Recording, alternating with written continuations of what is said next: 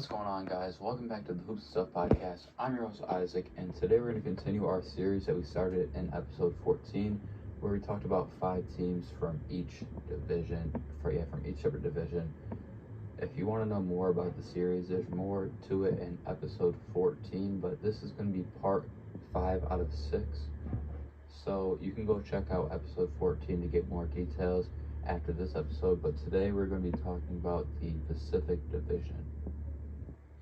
Our first team for the Pacific Division is the Phoenix Suns, and to start off, a clear one is they need Kevin Durant to stay healthy. He's one of their superstar players, and one of those players that they need to succeed, because if they don't have their core players getting them those buckets, then they're gonna end up failing in the long run. They also should I think there's been rumors circulating them trading away DeAndre Ayton, and I think that's a smart idea because they don't really use Ayton as much as like other teams use their centers, because there's a video that I seen where literally Ayton had a 6'5" guard on him and had him squared off, and nobody would pass him the ball. He was the only person in the paint, and he had a 6'5" guard on him, and nobody would pass him the ball. It would have been an easy bucket, but instead they just shot it, and they just took a ridiculous shot and missed. So you basically have that. They have him on a max contract, which is ridiculous for a person that you're not even gonna use the full effect. It just doesn't make any sense.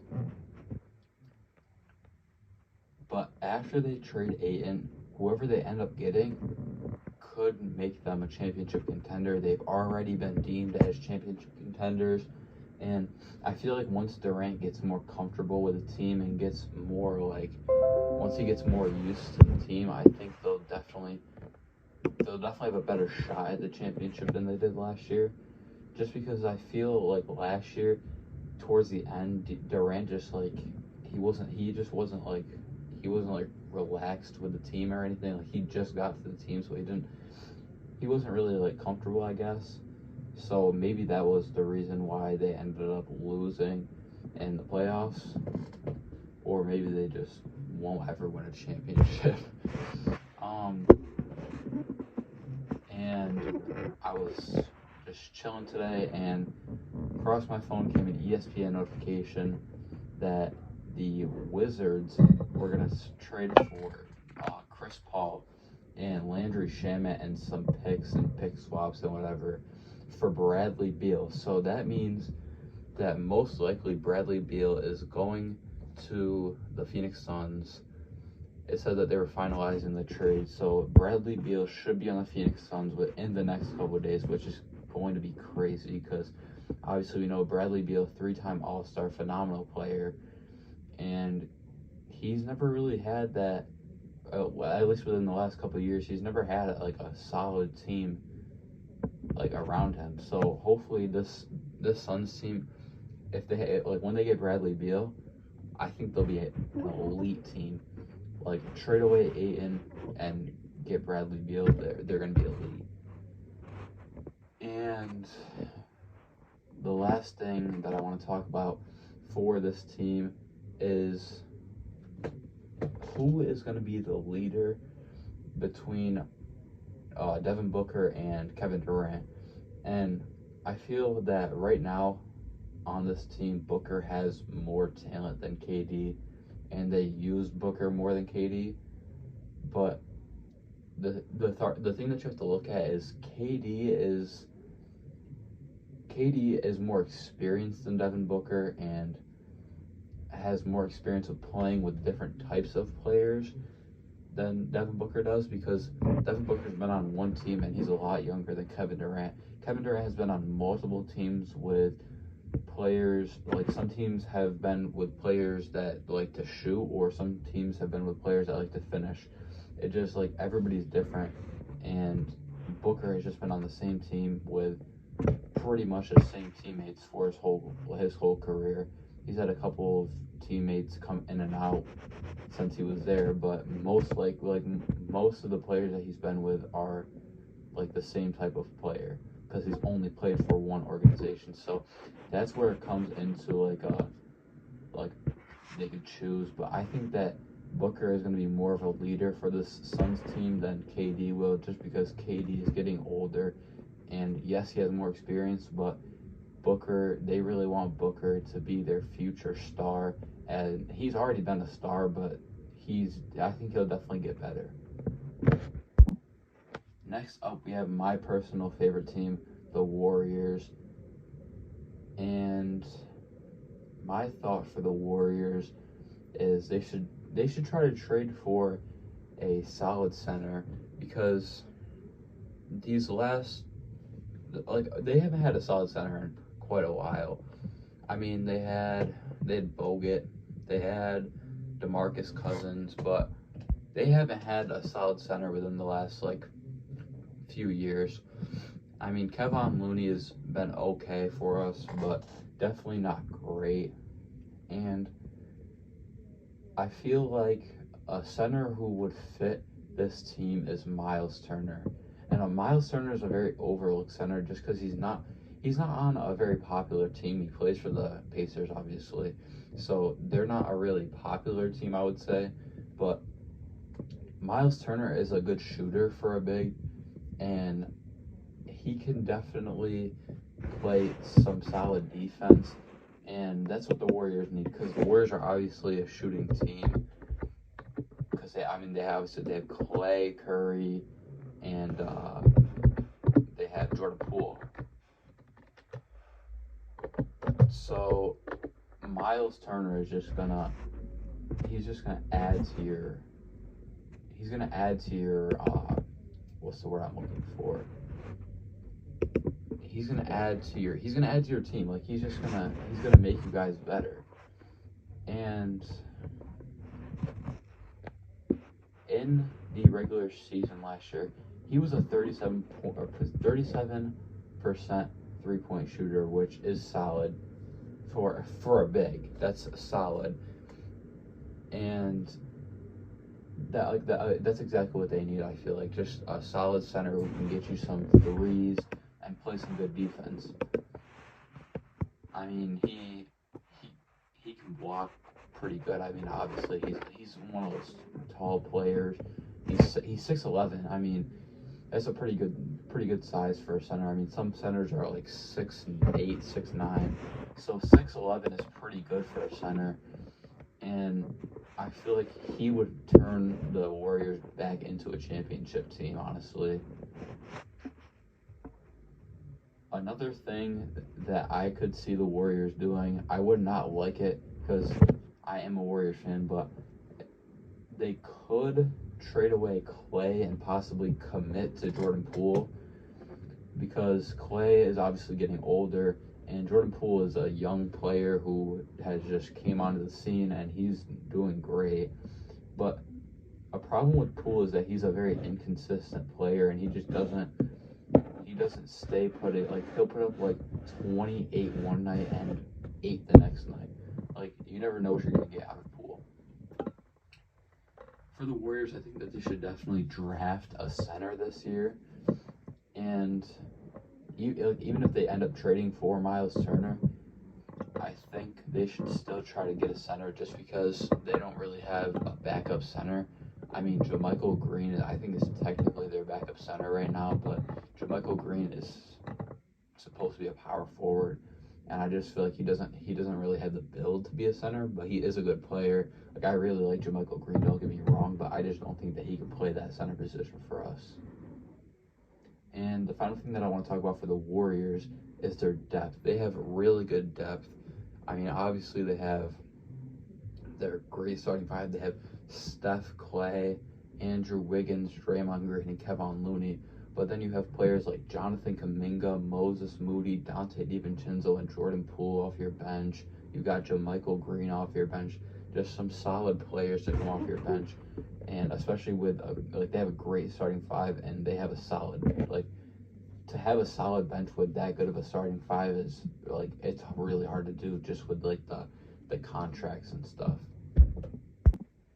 Our next team is the Lakers, and after this playoff run, we do see talks about LeBron retiring, which I mean doesn't really shock me. He's getting close to the. He's getting close to 40. He might already be 40, but I don't think he's 40 yet. But he's getting pretty close to 40 if he's not already there, and that's like the age that like that's like the max age that players usually retire at. Usually they usually retire like mid 30s, maybe late 30s, but 40 is around the age that some players could retire, especially like players like LeBron. LeBron spends like $1.5 million on his body every year. I think I see. Like I seen some video and they were talking about LeBron and how he spends $1.5 million just to stay in the condition that he's in right now, which is insane. And as you get older, obviously your body gets weaker. You're gonna get more injuries, and those injuries are gonna be more severe, and you're gonna be out for longer periods of time because your body is gonna take longer to heal. And speaking of injuries, we did see Anthony Davis stay pretty healthy for the playoffs. So will he stay healthy long term? Because obviously we've seen AD struggle with injuries in the past, and they've caused him to be out for like longer periods of time. So if AD can stay healthy, and if AD can stay healthy and they like LeBron doesn't retire, I think that they could be a solid team next year, and they could be higher than the 7 seed that they were this year. Another player for this team that I want to talk about is D'Angelo Russell. And if they do end up re-signing D'Angelo Russell because he becomes a free agent this year, then I think that they need to trade him because he's a really inconsistent player. Just like Jordan Poole is an inconsistent player, like I just talked about earlier. D'Angelo Russell is also another inconsistent player, and I think that they definitely should try to trade him away. Another player for the Lakers that we should talk about is Austin Reaves. Austin Reaves, he had a really good year last year, and I think that he could definitely be a future All-Star. I really like Reaves, and he's a solid player for this Lakers team. And our final player to talk about for the Lakers is Rui Hachimura, who did really good in the playoffs, and he had some phenomenal games. He was dropping like over 20 points, which is good because he's a bench player for them usually. Maybe you could see them starting him once in a while, but I'm pretty sure he usually comes off the bench, which for a bench player to drop 26 is really good. Our next team is the Clippers, our other LA team, and this Clippers team needs Kawhi to stay healthy, because if Kawhi doesn't stay healthy, then he's their star player. He's the best player that they have, and if he doesn't stay healthy, then they're not going to be performing at the level that they should be. Kawhi has struggled with injuries these last couple of years, and he is a great player, but he just hasn't been able to perform with these injuries that he keeps getting. Another player that the Clippers have that I really like is Bones Hyland. He's a really good young asset that they just picked up from the Nuggets in this last season, and he's a solid player. I think he'll definitely be really good in the future. I don't think that this Clippers team should have traded Shai Gilgeous-Alexander, because they traded him to the Oklahoma City Thunder for Paul George, who isn't even as good as he was on the Oklahoma City Thunder. Paul George was definitely a lot better on the Thunder than he is for the Clippers, and I feel like Shai is definitely a better player than Paul George. And I feel like Shea and Kawhi would be a better duo than Paul George and Kawhi. And I feel like that was the Clippers' mistake. Another player that they have that I really like, though, is who is also a great young asset, is Mann. Terrence Mann. He's a solid player for them. And I think he is another player like Bones Hyland, who is, like I said, a good young asset that could be good in the future for them. And the final thing that I want to talk about for this Clippers team is if they could stay healthy, then I think that they could be a very scary team this season. I mean, they have Kawhi, who is a defensive beast, and he can give you some offense. They have Paul George, who isn't as good as he was, but is definitely still a solid player. And they have these young assets like Bones Hyland and Terrence Mann. And they also have players like Norman Powell, Ivica Zubac, Mason Plumlee, who are solid players. Our final team is the Sacramento Kings. And De'Aaron Fox is such an underrated player. I cannot stress this enough. De'Aaron Fox is one of the top players in the league for me. Like, he's one of my favorites. And I feel that players just overlook him because he is on an organization who in the last decade has made the playoffs one time. That is really bad, and obviously he's not on a good team, but they definitely